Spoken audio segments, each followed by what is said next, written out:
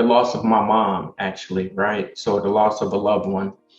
Um, People have different relationships, and you have different, you love them in a different way. So it's different relationships from mom to brother, sister, your significant other. But my mom was very important to me. I never had a father. And so when I lost her to breast cancer, which was really, she was 46 at the time. And for me, just going through that process, one, I'm happy that it may sound really crazy, but I'm happy that I had the time with her, losing her and knowing that we was losing her instead of her just being taken away. So I had the time to spend with her. So I am so grateful that my mom didn't have to worry about me being in the streets or doing anything. If she was here today, I was able to lay my mom to rest without the regret of giving her a hard time, right? So I love my mom. And so that's the inspiration for creating Mentoring Positives. My mom's name was Muriel Pippins, and I took the M and the P and created Mentoring Positives. So I really just turned that really negative into a positive. And that's how I got through that challenging moment. And so I always try to take the negatives in my life and use them as motivation. Just like not having a father, I find myself doing very positive things as a male due to the fact that I didn't have that male role model in my life. I don't have any animosity to my dad. He's passed away also, but I just knew my motivation was to be a good dad because I didn't have that dad. So I just use negative situations to turn them into positives. Like I said, I think in life, I study psychology, and so you have to keep a positive mentality even in the negative situations in your life. And so, as hard as it may be, um, you have to look at challenges in your life as a way to like motivate yourself, to really try to understand what that challenge is and how you're feeling around that challenge. But like I said, also it's just really to, you know, challenge yourself to be a better person in that moment. And really, what I would say is lean on people, because oftentimes you may think that you're going through things yourself and no one else is going through it, but you really have to lean on your supports if you have them, and really, try to use communication of the challenges you having with people, and actually will see that other people are going through that, and it actually will help you move through that challenge. So, like I said, I use all challenge in my life as a motivation tool to get past things. Um, when it comes to healthy relationships, it's a couple of things that comes to mind. I've known my wife for almost 30 years now. We've been married going on 19, and I think communication is key. I think being willing to accept people for who they are is key. And,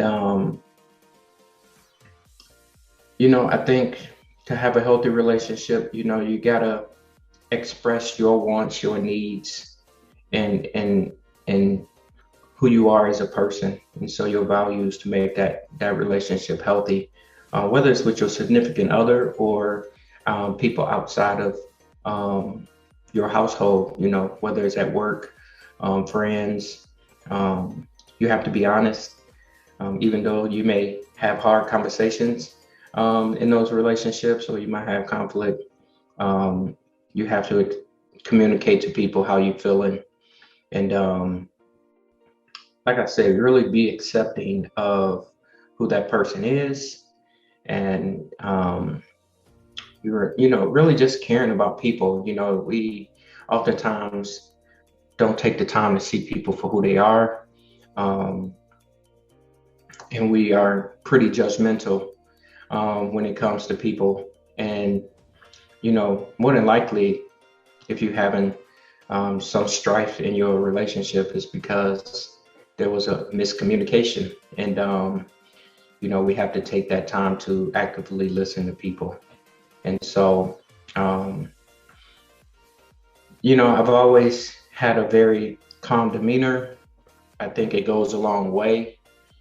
And, and it soothes people to a point where they feel safe. So you have to do that. And so I think, I am just a person that, I know conflict happens, so I'm not being foolish, but I really try to make sure whoever is with me, we transpire in a way that is positive, and try to keep that positive space. So it's very important to, like I said, to communicate and be honest and be open to what your needs and wants are. So dealing with conflict, it's gonna arise all the time. So um, I'm a mentor, I'm a husband, father, I'm a coach for girls basketball. Um, you're going to have conflict, and so once again, it's like my background was in conflict resolution. I used to work in a residential treatment facility as a crisis um, worker, and so it was a unit of it was a place of 200 kids, 15 units, and I oftentimes seen the kids when they were pretty stressed out and had a lot of conflicts on units, right, with other kids that you're living with. What I found best is that, once again, having a calm demeanor, how you want to resolve the conflict, right? So if you have a conflict with someone, if they see you at a high level, that's where you'll take that person, right? And so I try to always keep it at a very low key level. Once again, it's about making that person feel safe, and you'll find yourself upset and not in a good space too. But I think you need to recognize those things, and there's triggers, right? There's you'll find yourself clenching your hands, maybe sweating. There's physical things that your body will start to do. So you have to you have to recognize like what your triggers are. Um, you have to understand what the conflict is. You have to understand, why are we in conflict right now? What is the problem? And so you have to go into it not wanting to win the conflict, because you have to agree to disagree, right? Like, so when you have conflict, two people are trying to get to a space where they're being heard, and you want to come to a point where you feel like you've been heard and you are getting something out of that conflict that you wanted to accomplish. And so everything in degrees and percentages. The conflict may be different with your wife or with your basketball player or your coworker. So you have to make sure you are recognizing those different spaces that you're in. We oftentimes as humans hurt the people most close to us because it's safe for us to do that. And so you have to recognize that you shouldn't take advantage of that situation, right? It's kind of like being an abuser, right? It's like you abuse the people you're most comfortable with. And so I just try to be a positive person, and I like to proact. So I can see when conflict may arise, and it's best to jump on it and deal with it from there in the beginning. People with strong character, when I think about the traits of a person with strong character, it's like being honest, trustworthy, being optimistic, just being a positive person. good character, you definitely should have and need to build some sort of level of self-confidence and self-esteem within yourself. A lot of people lack self-confidence and have low self-esteem. Um, and so that's just a life journey of um, challenging yourself and having mentors in your life to instill in you that you are someone, and instill in those good values. So um, a person with good character will definitely make sure that in their relationships with people, that they're being trustworthy, um, honest, not taking advantage of people, um, not doing things for people, respecting things in return. You know what I'm saying? Those are all signs of good character. So that is important to be successful in life. People always are getting a barometer of your character, especially in the workplace or in who you are as a person. And it's just very important. And, if people could really realize and understand how that alone can make them successful, like people really, value who you are and your character. So it goes a long way. So every time I walk out the door, I try to think of myself as a walking product, right? It's like people are gauging you and looking at you as that product in the community. And so, if you're a good product, you're on the top shelves where people can see you eye level. If you're a bad product, you might be down on that lower shelf. So that's how I kind of gauge it. And that's what I think about, people with good character. I started my mentoring program in 2004, so it's going on 17. People always ask you about that 5-10 year plan, and what would you like to accomplish within that time? And sometimes it's hard to foresee what that may look like 5-10 years out. But the most rewarding thing for me is one that I've able to, this whole mentoring program that I started was able to fulfill me, or give me some life, as I honor my mom in starting this program in her name. And but then I never realized that kids I was working with at 9-10 years old, who are now like 25 years old, and I'm able to have relationships with those guys and girls. And me and my wife got two girls, one 17, one just turned 7 yesterday. And we thought the oldest was going to be our only one. We were planning on that, but our oldest kept asking us to have a sibling. And so we have this, we have Skylar, our daughter, 11 years apart from our older daughter, which I'm so happy we did. It just keeps us young. But I have mentees that have kids our age, right? Like I never foreseen that I would have mentees that I was mentoring at 9-10 years old, have kids the same age as me that may play basketball together. But to hear them say all the discussions and things that we talked about to be a successful person back in the day, how it's coming to light now in their life. I mean, I would have never really imagined that I would be having these discussions and having these interactions with these individuals today. And so me and my wife have impacted a lot of kids and families. There's a certain respect that I have from when I started this program that I really didn't know that I would have. And it's only because I valued and seen kids who oftentimes may not have been thought of as being going to become something, that they felt like this dude really cared about us. And really that's what it comes down to. People want to be cared for, they want to be seen, they want to be valued. And so it's priceless. I just had, it was a kid, he was 14, coming to me in my wife's office.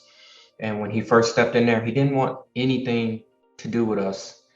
But as he kept coming, he could feel the love. I've never had a kid that didn't say it didn't feel like family and love in that space. But this kid is now 21, 22 years old, and he will be around older African American boys, and he would literally stop the car in the neighborhood and say, "I love you," right? And I'm like, no way, and like no way, like in front of his peers. So that lets me know like this is transformational work. It don't happen overnight. I've been planting the seeds for like 17 years in the Madison community, and I'm just seeing the fruit of that labor right now, because you don't see it right away. A lot of people want instant gratification, but it don't happen right away. And so I am honored to do this work. I know I am blessed to be able to do mentor and touch kids and people's lives in the way I do. You know, my advice to people that are looking to advance or promote, get promoted in a job or education, wherever it is that, you know, stay true to yourself. You know, we all at some point have to figure out, like, when you're navigating in a workplace or education, or you're trying to achieve, you have to give a little bit extra, right? Like, I'm a coach. If I see a kid in the gym a little bit later than what we've practiced, like, I am going to think about that kid in a way that be like, oh my God, like they put in that extra work. Um, you know, if you're in a classroom and you're a kid that um, you're on that verge of getting that C minus, but the teacher see you doing that extra work, you might get that B plus. Like, those are things that from a person of leadership that can grant you the opportunity to be promoted or advance. Those are the mental things that you want to put in that leader's mind. It's like, this person is going that extra mile, and it's a fine line of going overboard too much of doing extra, as some people may see in the workplace or things like that. But you know, just be that motivator, be that person that is self-motivated, wanting to do more. If you're working for a company, take on your work as if it was your company. You know, there's nothing more than me as a leader seeing an employee or someone that's working in my agency taking on my culture, my values, and trying to take them to another level, or giving me you know, ideas on how we can do things better. I think those are all traits and things that really sticks in a leader's mind. And if you're looking to be promoted, you know, I would advise to do some of those things. But I'm a firm believer of everything happens for a reason. If you're doing the right things, it'll happen for you. I don't force it. I don't look for it. So we all make mistakes in life because we're not perfect. And when you make a mistake, I just use it. You know, you got to use it as a learning experience.